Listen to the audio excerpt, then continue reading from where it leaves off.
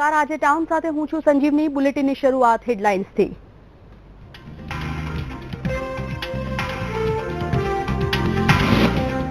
મુંબઈના ઉરણમાં શાળાના વિદ્યાર્થીઓએ 5 શંકાસ્પદ દેખાયા હોવાનો દાવો કર્યો। નેવી અને મુંબઈ પોલીસે શરૂ કર્યું સર્ચ ઓપરેશન। ગુજરાતની સરહદો નથી સુરક્ષિત, પાકિસ્તાન સાથે જોડાયેલી 50% સરહદ વિસ્તાર પર ફેન્સિંગનું કામ બાકી। બહુમાળી ઇમારતો મુદ્દે હાઈકોર્ટે એએમસીની કાઢી ઝાટકણી, એનઓસી વિનાની બિલ્ડિંગ થશે સીલ।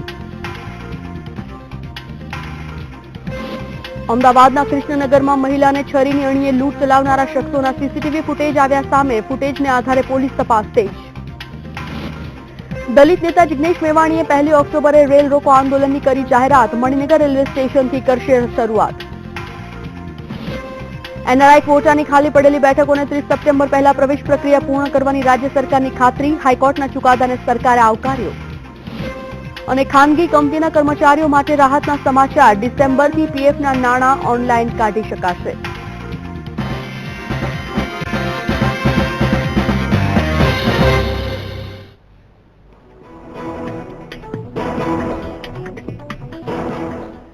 સમાચાર વિગતવાર જોઈએ। નવી મુંબઈના ઉરણમાં બંદૂકધારી કાળા કપડાં પહેરેલા કેટલાક સંદિગ્ધ હથિયારબદ્ધ યુવક દેખાવાથી દોડધામ મચી ગઈ છે।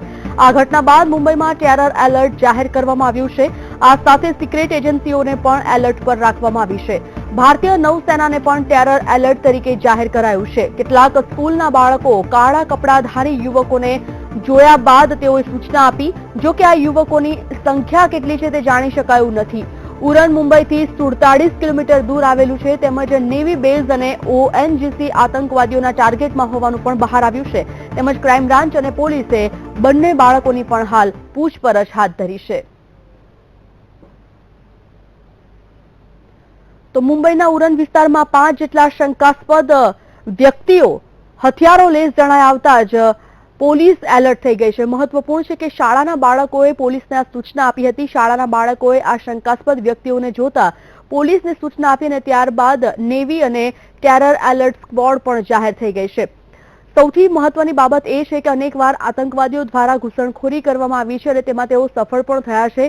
આ વખતે એક તરફ ઉરી હુમલામાં કેટલાક જવાનો શહીદ થયા છે અને હજુ પણ આતંકવાદીઓ સાથે અથડામણ ચાલુ છે, ત્યારે આ પ્રકારના હુમલાના પડઘા ફરી એકવાર દેશભરમાં ન સંભળાય તેના માટે અત્યારે એલર્ટની પરિસ્થિતિ આપી દેવામાં આવી છે। અત્યારે ઉરણ વિસ્તારમાં 5 જેટલા શકમંદો દેખાતા પોલીસ એલર્ટ છે। જમ્મુ કાશ્મીરના ઉરી હુમલા બાદ દેશની સુરક્ષામાં વધારો કરવામાં આવ્યો છે અને તમામ સરહદો પર સુરક્ષા કર્મચારીઓનો ચુસ્ત બંદોબસ્ત ગોઠવી દેવામાં આવ્યો। ગુજરાત પાકિસ્તાન સરહદ બોર્ડર પર 50% ફેન્સિંગનું કામ હજી બાકી છે। તાજેતરમાં જમ્મુ કાશ્મીરના ઉરીમાં થયેલા હુમલા બાદ પણ સરહદી સીમાઓ જાણે રામ ભરોસે હોય તેવું લાગી રહ્યું છે। એક તરફ ઉરી ઘટના બાદ પાકિસ્તાન સાથે યુદ્ધની વાતો ચાલી રહી છે, તો બીજી તરફ સરહદ રામ ભરોસે હોય તેવા અહેવાલો સામે આવ્યા છે। તે સંજોગોમાં ગુજરાત પણ પાકિસ્તાની સરહદ સાથે જોડાયેલું છે, પરંતુ 50% બોર્ડર પર હજુ તારની વાડનું કામ બાકી છે, તો 50% વિસ્તારમાં જ ફેન્સિંગ કરી શકાય તેમ છે।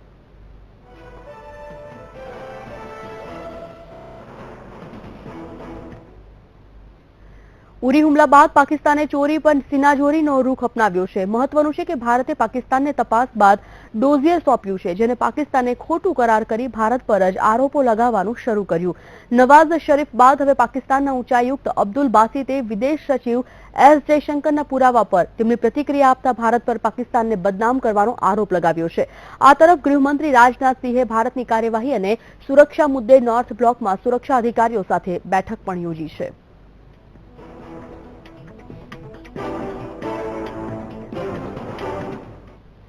પાકિસ્તાન તેની જ રણનીતિમાં ઇન્ટરનેશનલ લેવલ પર ફસાઈ રહ્યું છે। ઉરીમાં ઇન્ડિયન આર્મી બેઝ પર થયેલા હુમલા બાદ પાકિસ્તાન ચારે તરફથી ઘેરાયું છે। યુએન નેશનલ કોન્ફરન્સમાં પાક પ્રધાનમંત્રી નવાઝ શરીફે બુરહાન વાનીને કાશ્મીરનો અવાજ કહીને બિરદાવ્યું, જેના પર ભારતે કડક વલણ દર્શાવતા પાકિસ્તાનને આતંકી રાષ્ટ્ર કરાર કર્યો। અને હવે અમેરિકાએ પણ પાકિસ્તાનને ફટકાર લગાવતા તેને સલાહ આપી છે કે તેઓ ઉરી હુમલામાં થઈ રહેલ તપાસ માટે દિલ્હીનો સહયોગ કરે।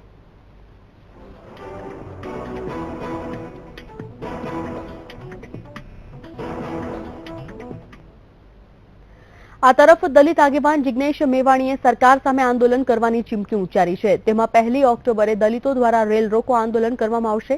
આ આંદોલન મણિનગર રેલવે ક્રોસિંગ ખાતેથી કરવામાં આવશે. દલિતોની માંગણીઓ નહીં સંતોષાય તો આંદોલન વધુ ઉગ્ર બનશે અને આ આંદોલનમાં દેશભરના દલિતો પણ જોડાશે. આ મામલે સીએમને પણ આવેદન આપવામાં આવશે.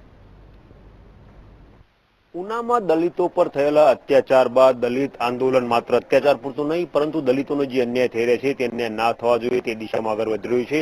આપણી સાથે વાત કરવા માટે જોડાયા છે ઉના દલિત અત્યાચાર સમિતિ અને રાષ્ટ્રીય દલિત અધિકાર મંચના કન્વીનર જિગ્નેશ મેવાણી. વાત કરીશું જિગ્નેશ મેવાણી સાથે. જિગ્નેશ, ઉનામાં થયેલો દલિતોનો અત્યાચાર ત્યારબાદ દલિતોને થઈ રહેલા અન્યાયના મુદ્દે આખું આંદોલન, શું આયોજન છે 1 ઓક્ટોબરનું? આખા દેશની સમક્ષ અમે એ વાત મૂકી રહ્યા છીએ કે આ દલિતોની અસ્મિતાના અસ્તિત્વની લડાઈ છે. એટલે અત્યાચારના ઉત્પીડનના મામલામાં પણ ન્યાય મળવો જોઈએ અને મારા રોટી કપડાના મકાનના સવારોનું પણ નિરાકરણ થવું જોઈએ. તો આ હતા જિગ્નેશ મેવાણી કે જેમનું કહેવું છે કે સરકાર તેમની સાથે સંવાદ કરતી નથી અને એમના હકની જે 5 એકર જમીન છે તે આપવા તૈયાર નથી, માટે તેમને ના છૂટે રેલ રોકો આંદોલન કરવાની ફરજ પડી રહી છે. કેમેરામેન વિજય પટેલ સાથે ગૌરવ પટેલ, વીટીવી, અમદાવાદ. આગળ વાત કરીએ બનાસકાંઠાના ભાભર પોલીસ મથકના કોન્સ્ટેબલ નાગજીભાઈ ઠાકોરને આત્મહત્યા કરવા પર મજબૂર કરનાર આરોપીઓ હજી સુધી ન પકડાતા ગુજરાત ક્ષત્રિય ઠાકોર સેના દ્વારા ન્યાય યાત્રા યોજવામાં આવી હતી. ઠાકોર સેનાના અધ્યક્ષ અલ્પેશ ઠાકોરની આગેવાનીમાં પાલનપુરથી ભાભર સુધી આ ન્યાય યાત્રાનું આયોજન કરવામાં આવ્યું હતું. ઉલ્લેખનીય છે કે ભાભર પોલીસ મથકના હેડ કોન્સ્ટેબલ નાગજીભાઈ ઠાકોરે આત્મહત્યા કરતા પહેલા લખેલી સ્યુસાઇડ નોટમાં 8 આરોપીઓ ત્રાસ આપતા હોવાનો ઉલ્લેખ કર્યો હતો, જેમાં 2 પોલીસ કોન્સ્ટેબલ પણ સામેલ હતા. જોકે પોલીસે માત્ર 1 આરોપી તજુભાની ધરપકડ કરી હતી, પરંતુ બાકીની 7 આરોપી વિરુદ્ધ હજી સુધી કોઈ કાર્યવાહી ન કરાતા ઠાકોર સેનાએ આ ન્યાય યાત્રા યોજી હતી.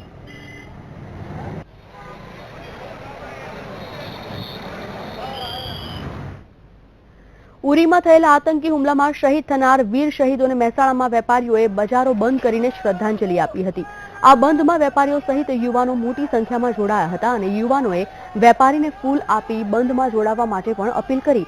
જોકે આ ઘટનાથી દેશમાં જબરજસ્ત રોષ ભભૂકી ઉઠ્યો હતો. ત્યારે સોશિયલ મીડિયામાં શહીદોને સન્માનિત કરવા ભારત બંધના મેસેજ ફરતા થયા હતા, જેની અસર મહેસાણામાં જોવા મળી રહી છે.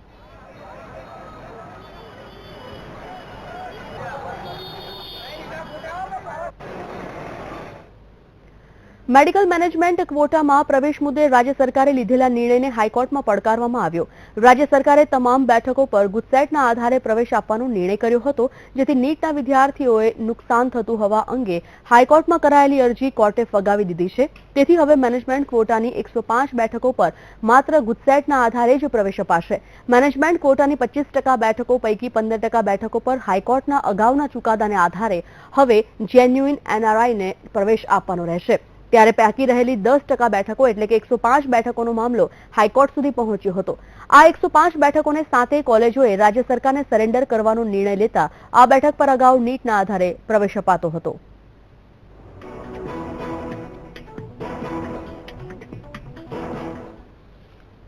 હાઈકોર્ટ દ્વારા મેડિકલમાં મેનેજમેન્ટ ક્વોટા ભરવા સંદર્ભે આપેલા ચુકાદાને રાજ્ય સરકારે આવકાર આપ્યો છે.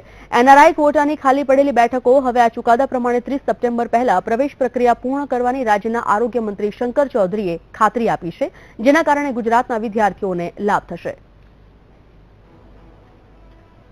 નામદાર હાઈકોર્ટે માન્ય રાખ્યો છે, તો એનો એક બાબતનો આનંદ છે. રાજ્ય સરકારે જે નિર્ણય કર્યો હતો એમાં નામદાર હાઈકોર્ટે પણ એને પોઝિટિવ લીધું. એટલે હવે 10% જે મેનેજમેન્ટ કોટાની સીટો હતી તે પણ હવે ગવર્મેન્ટની જે અમારી આ કોલેજો છે તેની અંદર માત્ર 3 લાખની ફીની અંદર આ વિદ્યાર્થીઓ અભ્યાસ કરી શકશે. વડોદરા એમએસ યુનિવર્સિટી MRID વિભાગમાં રેગિંગની ઘટના સામે આવી છે, જેમાં સિનિયર વિદ્યાર્થીઓએ જુનિયર સાથે રેગિંગ કર્યું હતું. રૂમ સફાઈ મામલે જુનિયરને માર પણ મારવામાં આવ્યો હતો. યુનિવર્સિટીના વિજિલન્સે તપાસ હાથ ધરી છે. આ મામલે તંત્રએ ગંભીરતા દાખવી આગળની કાર્યવાહી શરૂ કરી છે.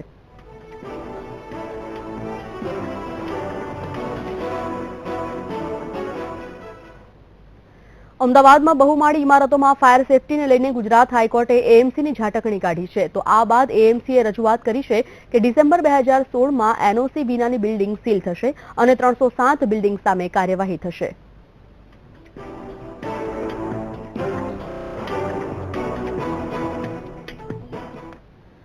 અમદાવાદ શહેરમાં વધુ એક વખત એસિડ એટેકની ઘટના બનવા પામી છે. શહેરના ખોખરા વિસ્તારમાં મદ્રાસી મંદિર પાસે સુરત મ્યુનિસિપલ કોર્પોરેશનના સેન્ટ્રલ વેરહાઉસમાં ફરજ બજાવતા રંજનબેન પટેલ અને તેમના યુનિયનના અધિકારી નંદકિશોર દેશપાંડે ખોખરા તરફ જઈ રહ્યા હતા ત્યારે બાઇક પર આવેલા બે બુકાનીધારીએ તેમને અટકાવી તેમની પર એસિડ ફેંકી હુમલો કર્યો. આ હુમલામાં રંજનબેન અને નંદકિશોરભાઈ ગંભીર રીતે ઘાયલ થતા તેમને ખાનગી હોસ્પિટલમાં સારવાર માટે ખસેડવામાં આવ્યા છે. રંજનબેને આ એસિડ હુમલા પાછળ વેરહાઉસના રિજનલ મેનેજર અનુરાગ ત્રિપાઠી પર આક્ષેપ લગાવ્યો છે. રંજનબેને કરોડો રૂપિયાના ભ્રષ્ટાચારનો પર્દાફાશ કર્યો અને અન્ય એક મહિલા પર થઈ રહેલા શારીરિક છેડછાડના સાક્ષી હોવાથી તેમના પર આ હુમલો કરવામાં આવ્યો હોવાની ફરિયાદ ખોખરા પોલીસ સ્ટેશનમાં દાખલ કરાવતા પોલીસે કાયદેસરની કાર્યવાહી શરૂ કરી છે.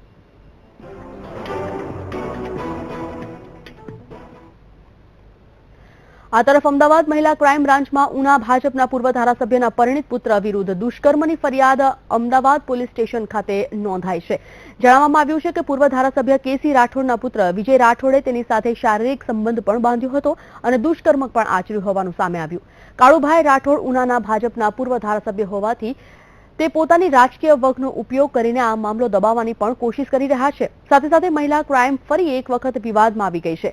યુવતીએ ફરિયાદ આપવા જતા ખાલી અરજીથી જ કામ પતાવીને કોશિશ કરી રહ્યા છે. આ સમગ્ર મામલે શું ફરિયાદ થશે અને યુવતીને ન્યાય મળશે કે કેમ એ સમય જ બતાવશે. પરંતુ હાલમાં યુવતીને સામાજિક કાર્યકરને ઘરે સુરક્ષિત રાખવામાં આવી છે. ત્યારે એની વાઈફને મેં બધી જ સાચી હકીકત કીધી કે આવી રીતે વિજય મને ધમકીપૂર્વક મને ધમકાવીને મારી ભાઈને મારી નાખવાની ધમકી આપીને મારા વિડીયોઝ અને ફોટોઝ લીક કરવાની ધમકી આપીને મને જબરદસ્તીથી એની લાઈફમાં રાખે છે, મને મૂવ ઓન કરવા નથી દેતો. ત્યારે એની વાતે આ હકીકત સાંભળી અને એને પણ મને મારી અને મેં આ હકીકત એની વાઈફને કીધી. એ માટે વિજયે પણ મને મારી. આ જ પ્રોબ્લેમ છે વિડીયોનો છે, જે દીકરીના જે અંગત બંનેની જે પળો જે હોય એના વિડીયો છે, અમુક બધી ડિટેલ્સ છે, બધા ફોટોગ્રાફ્સ છે, ફોન ટેપિંગ છે, બધી ડિટેલ્સના કારણે છોકરીને બ્લેકમેલ કરી અને એની સાથે ફિઝિકલ રિલેશન બાંધેલા છે. અમે ટ્રાય કરી રહ્યા છીએ અને મેટર નહીં લે ફરિયાદ તો અમે કોર્ટમાં ફરિયાદ નોંધાવીશું. અમદાવાદ મહિલા ક્રાઇમ બ્રાન્ચમાં ઉના ભાજપના પૂર્વ ધારાસભ્યના પરિણીત પુત્ર વિરુદ્ધ દુષ્કર્મની ફરિયાદ નોંધાઈ છે. અમદાવાદના વાડજમાં રહેતી યુવતીએ આ ફરિયાદ નોંધાવી છે, જેમાં જણાવાયું છે કે પૂર્વ ધારાસભ્ય કેસી રાઠોડના પુત્ર વિજય રાઠોડે તેના પર 50થી વધુ વખત શારીરિક સંબંધ બાંધ્યો હતો તો 14 વખત બળજબરીથી દુષ્કર્મ આચર્યું હતું. એટલું જ નહીં, ઘણીવાર તેને બળજબરીથી દારૂ પીવડાવી શરીર સંબંધ બાંધતો હોવાનો પણ આ ફરિયાદમાં ઉલ્લેખ છે. ઉલ્લેખનીય છે કે આ બાબતે યુવતી પહેલા ઉના પોલીસમાં ફરિયાદ નોંધાવવા ગઈ હતી, પરંતુ તેમણે ફરિયાદ ન લેતા અંતે યુવતી ન્યાય માટે અમદાવાદ મહિલા પોલીસ સ્ટેશનના શરણે પહોંચી હતી અને આરોપી ધારાસભ્યના પુત્ર વિરુદ્ધ દુષ્કર્મની ફરિયાદ નોંધાવી હતી. વાડજ ખાતે રહેતી 25 વર્ષીય યુવતીએ મહિલા પોલીસ સ્ટેશનમાં અરજી કરીને જણાવ્યું છે કે ઉનાના ભાજપના પૂર્વ ધારાસભ્ય કેસી રાઠોડના પુત્ર વિજય રાઠોડે તેને લગ્નની લાલચ આપીને અનેક વખત દુષ્કર્મ આચર્યું.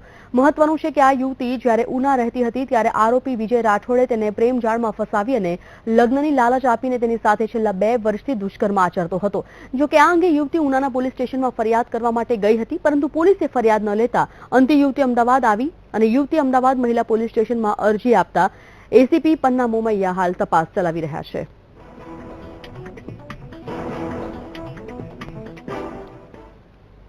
આ સાથે જ બુલેટિનમાં રોકાઈએ છીએ વધુ એક બ્રેક માટે.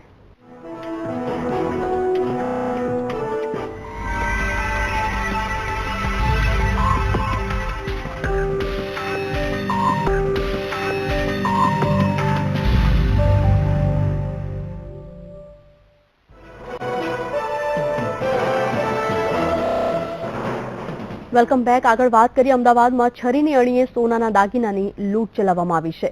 મહિલાને છરી બતાવી ₹1.20 લાખના દાગીના લૂંટી લેવાયા. વીમાના ફોર્મ ભરવાના બહાને ઘરમાં ઘૂસી આવેલા લૂંટારુઓ લૂંટ ચલાવી ફરાર થઈ ગયા હતા.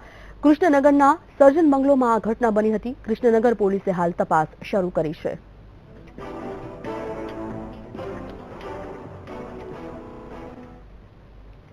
આજે એક દિવસમાં 4 અકસ્માતની ઘટના સામે આવી છે, જેમાં નવસારી, મહેસાણા, ખેડા અને છોટાઉદેપુર જિલ્લામાં અકસ્માતની ઘટના ઘટી. ત્યારે વાત કરીએ નવસારીના ચીખલી નજીક કાર પલટી જતા 2 લોકો અને 9 મુસાફરો ઇજાગ્રસ્ત થયા છે. આ તરફ મહેસાણાના બીજાપુર હાઈવે પર ચાણક્ય વિદ્યાલયની સ્કૂલ બસ પલટી ખાઈ ગઈ, જેમાં 40 વિદ્યાર્થીઓનો આબાદ બચાવ થઈ ગયો. તેમજ છોટાઉદેપુરના ફેરફુવા ગામે મધ્યપ્રદેશથી ગોંડલ જતી ખાનગી લક્ઝરી બસ પલટી મારતા અકસ્માત સર્જાયો, જેમાં 9 બાળકો અને 13 મહિલાઓ સહિત 27 જેટલા મુસાફરો ઇજાગ્રસ્ત થયા છે. તો આ તરફ ખેડામાં નડિયાદ ડાકોર રોડ પર પિકઅપ વાહન અને ટેમ્પો વચ્ચે અકસ્માત સર્જાયો, જેના કારણે 11 કર્મચારીઓને ગંભીર ઇજાઓ પહોંચી હતી.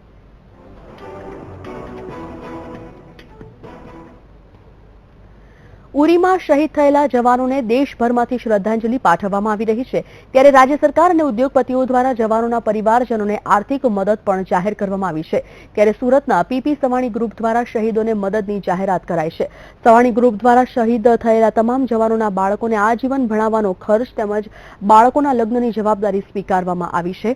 આ અંગે શહીદ જવાનોની વિગતો આપવા માટે ગૃહ વિભાગને પત્ર લખાયો છે. બાળકો માટે અમે પીપી સવાણી ગ્રુપ તરફથી એવી જાહેરાત કરવામાં આવી છે કે એમના જે બાળકો દીકરા અથવા દીકરીઓ જે કોઈ પણ સ્કૂલમાં ભણતા હોય અથવા જે કોઈ પણ કોલેજમાં ભણતા હોય એની આજ પછીની તમામ ફીની જવાબદારી છે પીપી સવાણી ગ્રુપ ઉઠાવશે.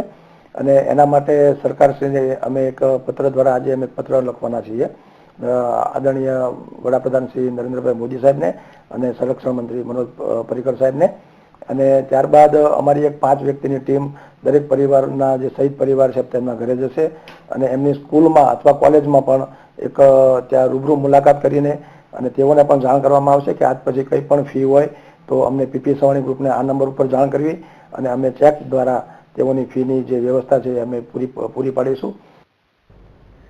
રાજ્ય સરકાર દ્વારા એટ્રોસિટી કોર્ટ શરૂ કરવાની જાહેરાત કરવામાં આવી છે. કાયદા મંત્રી પ્રદીપસિંહ જાડેજાએ જણાવ્યું છે કે 16 જિલ્લાઓમાં ખાસ અદાલત શરૂ કરવામાં આવશે, જેનું જાહેરનામું પ્રસિદ્ધ કરી દેવામાં આવ્યું છે. અમલમાં આવ્યું. આ નવા કાયદાના અમલીકરણના કારણે ગુજરાત સરકારે નામદાર હાઈકોર્ટના પરામર્શમાં આ એટ્રોસિટી એક્ટ મુજબના જે કેસીસ છે એ કેસીસ ચલાવવા માટે 16 જેટલા ડિસ્ટ્રિક્ટ્સને એક્સક્લુઝિવ એટ્રોસિટી એક્ટના નવા કેસ ચલાવવા માટે જ સત્તા આપતું જાહેરનામું અમે 15/9/2016ના રોજ પ્રસિદ્ધ કરવામાં આવ્યું. આજથી અમદાવાદ વસ્ત્રાપુર પોલીસ સ્ટેશનથી સુરક્ષા સેતુ રથનો પ્રારંભ કરવામાં આવ્યો છે. સુરક્ષા સેતુ રથ ગુજરાતના અનેક જિલ્લાઓ સહિત વિવિધ કોલેજો અને શાળામાં ફરશે. સમાજમાં વૃદ્ધો અને મહિલાઓ સાથે થતા અન્યાય અને ક્રાઇમને રોકવા માટે પોલીસ દ્વારા પહેલ કરવામાં આવી છે, જેમાં મહિલાઓ સેલ્ફ ડિફેન્સની તાલીમ માટે પણ જાગૃત થાય. સાથે સાથે વહીવટી અધિકારીએ જણાવ્યું હતું કે પોલીસની જે અછત છે એ પણ પૂરી સગવડ કરવામાં આવશે. સિનિયર સિટીઝન ઉપર જે એકલા રહે છે એવા લોકો ઉપર હુમલાના પ્રસંગો બને છે, બહેનોના દોરા તોડવાના પ્રસંગો બને છે, તો એવા ઘણા પ્રસંગો છે કે જે આપણે નિવારી શકીએ. એના માટે જાગૃતિ જરૂરી છે. આ સાથે જ બુલેટિનમાં રોકાઈએ છીએ વધુ એક બ્રેક માટે.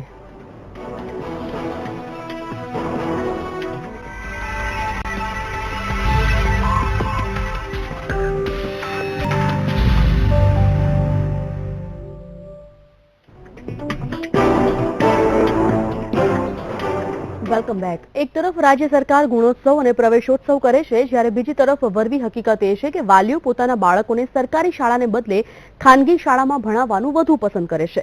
આખરે કેમ, શું છે કારણ? આ જ બાબતની તપાસ કરી વીટીવીની ટીમે તો સામે આવ્યા ચોંકાવનારા તથ્યો.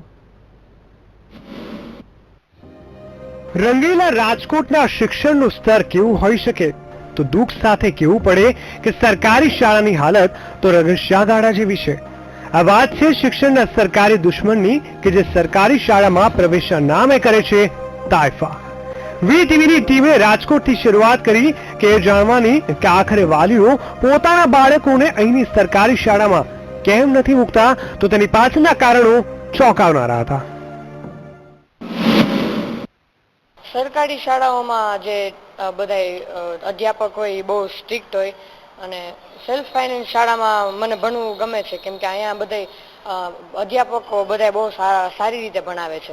લોકો કેમ પસંદ ન કરે ખબર કે અહીંયા રિક્ષા વાળો છોકરો હોય ને અત્યારે અંકેલા મોંઘી સ્કૂલમાં બિહાર છે. કેમ કેમ કે એ છે કે મારો છોકરો હોય ને સારું ભણે, એને એમ લાગે છે કે સરકારીમાં સારું નહીં ભણી શકે, એ પ્રાઇવેટમાં જ સારું ભણશે કેમ કે અહીંયા ફી મોંઘી છે, આ આકર્ષે છે. અહીંયા એ ફેમસ હોય, સ્કૂલ ગમે એ ફેમસ હોય એટલે બહુ આકર્ષાઈ જાય છે. પણ જો હું અત્યારે ગ્રાન્ટેડ સ્કૂલમાં ભણું છું, મને ખૂબ હું પહેલાં સેલ્ફ સાયન્સમાં ભણતો 1 થી 8, મને આવીને બહુ ખૂબ આનંદ થયો છે. પ્રાઇવેટ સ્કૂલો હોય છે તેમાં આપણે આપણા પૈસે ભણવાનું હોય છે, તેથી ફી વધારે હોય છે અને આપણે સારું ભણી શકીએ છીએ. પણ ખરેખર વસ્તુ એવી છે કે એ વાત ખોટી જ છે. ઓછી ફીએ સારું ભણતર એ વસ્તુ માન્ય છે. આપણા બધાના મગજમાં એવી એક વાત હોય છે કે ઓછા રૂપિયે સારું મળતું હોય ત્યાં આપણે નથી જતા અને ઝાઝા રૂપિયા જ્યાં સારું મળતું હોય ત્યાં આપણે જઈએ છીએ. પણ આપણા મગજમાં એક વાત એવી બેસાડવાની જરૂર છે કે ઓછા રૂપિયા સારું મળતું હોય તો આપણે ત્યાં જ જવું જોઈએ. છેલ્લા થોડા ઘણા સમયથી એવું જોવા મળ્યું છે કે લોકો સરકારી શાળાઓ, ગ્રાન્ટેડ શાળાઓમાં પોતાના બાળકને ભણાવવાનું પસંદ કરતા નથી અને સ્વનિર્ભર શાળાઓ એટલે કે સેલ્ફ ફાઇનાન્સ શાળાઓ, કોલેજમાં પોતાના બાળકોને ભણાવે છે. ભલે ત્યાં ખૂબ વધુ ફી દેવી પડે છતાં તેઓ ત્યાં બાળકોને ભણાવે છે. હવે એના ઘણા બધા કારણોમાં મુખ્ય કારણો એ છે કે સરકારી શાળાઓના શિક્ષકોને વસ્તી ગણતરી છે, ચૂંટણીની બૂથ લેવલ ઓફિસરની BLOની કામગીરી છે, ત્યારબાદ ચૂંટણી હોય ત્યારે 3-4 દિવસની કામગીરી છે. બોર્ડના દાખલા તરીકે માધ્યમિક શાળા છે, ઉચ્ચ માધ્યમિક શાળા છે, તો બોર્ડના પરીક્ષાના પેપર જોવા માટે એ લોકોને 15 દિવસથી લઈને 20 દિવસ 25 દિવસ એમનું મૂલ્યાંકન કાર્યમાં જવું પડતું હોય છે. સૌથી પહેલા એ જાણો કે રાજકોટ જિલ્લામાં કેટલીક પ્રાથમિક શાળાઓ છે. તો રાજકોટમાં 1000 જેટલી પ્રાથમિક શાળા છે, જેમાં 260 ગ્રાન્ટેબલ, 250 થી વધુ સેલ્ફ ફાઇનાન્સ અને 37 પૂર્ણ સરકારી શાળાઓ છે. પરંતુ સરકારી શાળાઓમાં વાલીઓ પોતાના બાળકોને મૂકતા નથી, કારણ કે સરકારી શાળાના શિક્ષક પાસે શિક્ષણ સિવાયના જ કામ કરાવવામાં આવે છે. ક્યારેક ચૂંટણીની કામગીરી તો ક્યારેક પૂર્ણ સર્વેની કામગીરી, અને તેની સીધી અસર પડે છે વિદ્યાર્થીઓના અભ્યાસ પર, કારણ કે શિક્ષક તો ઇતર પ્રવૃત્તિઓમાં જ વ્યસ્ત હોય છે. અમારો બચાવ નથી, પણ વાસ્તવિકતા છે કે કેટલી કામગીરી સોંપવામાં આવે છે ને જેના કારણે શાળામાં અનિયમિતતા થાય છે. દાખલા તરીકે BLOની કામગીરી સોંપવામાં આવે છે, આ ઉપરાંત DO કચેરીમાં કામગીરી સોંપવામાં આવે છે. ફ્લડ ડ્યુટી કે જે અમારી કામગીરી જ નથી છતાં પણ અમને સોંપવામાં, સરકારી શાળાઓના શિક્ષકોને સોંપવામાં આવે છે. વસ્તી ગણતરીમાં અમને જોતરવામાં આવે છે. આવી અનેક પ્રકારની કામગીરી સરકારી શાળાના શિક્ષકોને સોંપવામાં આવતું હોવાથી શિક્ષણ કાર્ય થોડુંક બગડે છે. એક વસ્તુ એવી બી છે કે સરકારી શાળામાં જો શિક્ષણ સારું મળે, એમના જે અધ્યાપકો છે એ બી સારા હોવા જોઈએ કે ભાઈ ચાલો અત્યારે જે સેલ્ફ ફાઇનાન્સ સ્કૂલોમાં જે એક્ટિવિટી કરાવે છે કે ભાઈ ચાલો અહીંયા આ સ્વિમિંગ પુલ છે તો ભાઈ એમને સ્વિમિંગ શીખડાવીએ, હોર્સ રાઇડિંગ કરાવીએ, એવું અલગ અલગ હોય છે. પણ મે બી હું એવું કહી શકું કે જો આ લોકો સરકારી શાળામાં આપણી ગવર્મેન્ટ આવી બધી વસ્તુ બી લાવે તો છોકરાઓને શું છે કે સારું શિક્ષણ મળે. જો આવીને આવી સ્થિતિ રહી તો સરકારી શાળાઓનો અર્થ શું રહેશે? શિક્ષકોને પણ અભ્યાસક્રમ સિવાયની પ્રવૃત્તિઓમાં જોતરાવી દેવાશે તો શિક્ષણ કોણ આપશે? આખરે શિક્ષણના સરકારી દુશ્મનોનો ઇલાજ શું હોઈ શકે? કેવલ દવે, VTV ન્યૂઝ, રાજકોટ. તો બુલેટિનમાં અત્યારે બસ આટલું જ. હું રજા લઈશ. નમસ્કાર.